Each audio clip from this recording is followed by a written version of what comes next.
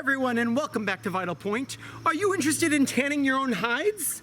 You could make your own shoulder mounts and save $600 a pop. Or perhaps you want to just make a nice new fur coat for the missus. She'll be forever grateful and warm. Ooh. Or perhaps you are more interested in some soft brain-tanned leather, supple and soft as a baby's bottom. You could make your own moccasins, buff out the car a little bit maybe, or make your own Highlander skirt. There can be only one. If so, this is the video for you, and it all starts with this right here. What is this, you say? An old drainage pipe? No! I submit to you that this is going to be my new fleshing beam. Yes, that's right. If you're interested in tanning your own hides, then this is the video for you. I'll show you how to make it, and you can do it too. Woo!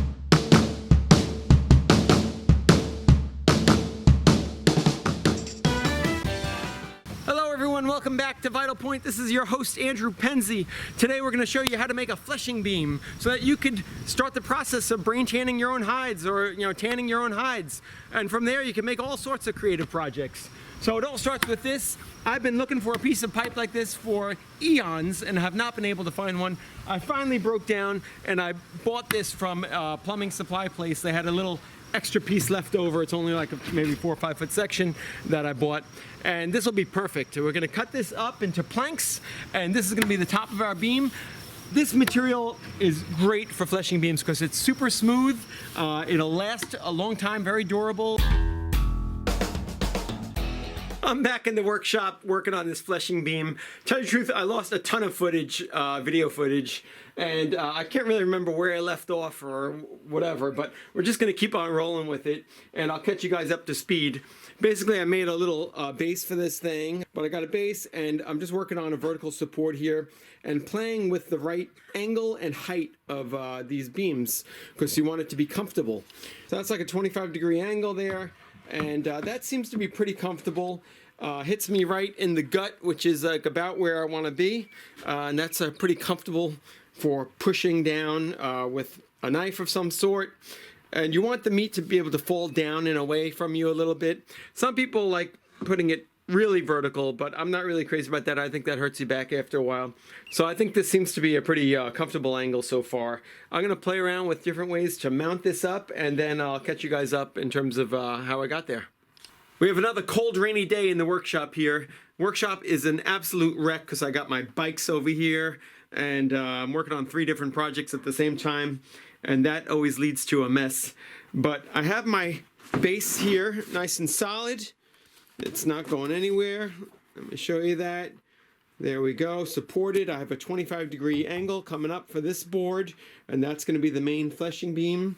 On top of that goes my pipe here. The angle on the pipe is also cut 25 degrees. Makes a mess on the saw when you do that. This like plastic stuff gets everywhere. So now I need a way to support this so that it doesn't slide off. And I want to be able to interchange them. I don't want to put any screws or anything down through the top because I don't want to mar the top surface. Want this nice and smooth. So the plan is to get a board, something like this. That will go up against there. I'm going to notch out like 3 inches of this. So that way, and I'll notch it out of the pipe material as well. So that way it'll slide in and hopefully lock the base in place there. I don't know if that'll be enough to hold the top part also, or if I need a new system to hold the top in place, but that'll definitely hold that part solid. So we're gonna start with that. I got some more assembly completed here, and as you'll see, I added on this little notch piece which attaches the PVC to the board. And there's a little space here that the PVC slides underneath, and then it hooks on that little piece in the middle. I cut a notch on the PVC to match. So now when the PVC slides in, it slides in there pretty tight, and that really holds it solid. This is not going anywhere. I was a little concerned I was going to have some other attachment method in the front, but really none is needed. That little notch in the back is enough to hold this very solidly. Routed out the edges a bit. I give it a little sanding, and we're getting there. I have to cut out the other sizes there, rounded off the edges using just a French curve. Looking good, it's getting there.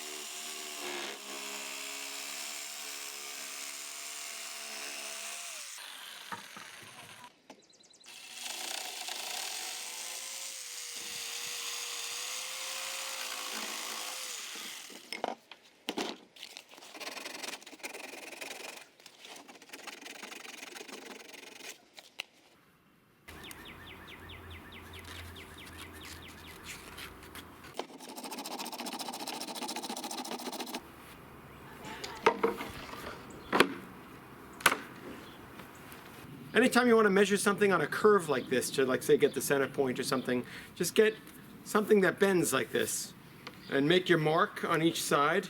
Then you could straighten it out, measure it on the straight, find your center point, then put it back on the bend and mark it.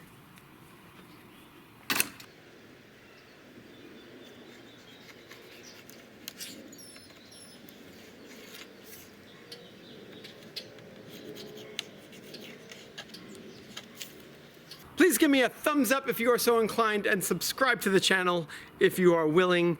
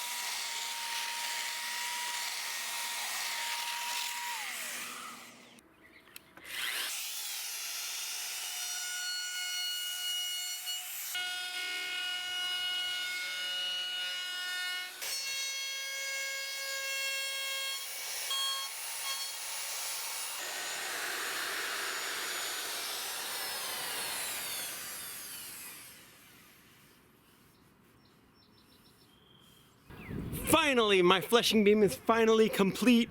Really happy with it. Very portable. I can move this around wherever I need to, whether I do it in my shed outside or in my basement.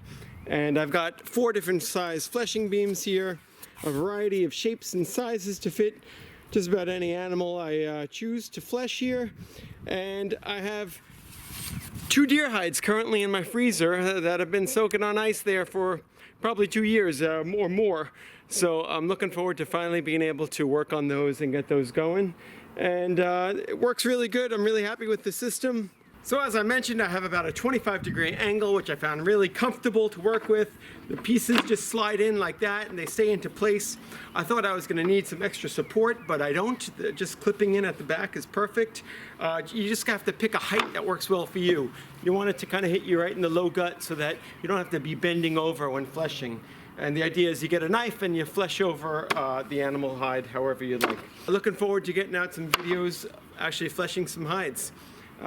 Sorry, it's been a while since I posted any videos, but being we have this coronavirus thing going on, it was a good time to finally finish this project, and hopefully a couple more. I hope you and your families are well and healthy, and I'll catch you guys next time on Vital Point.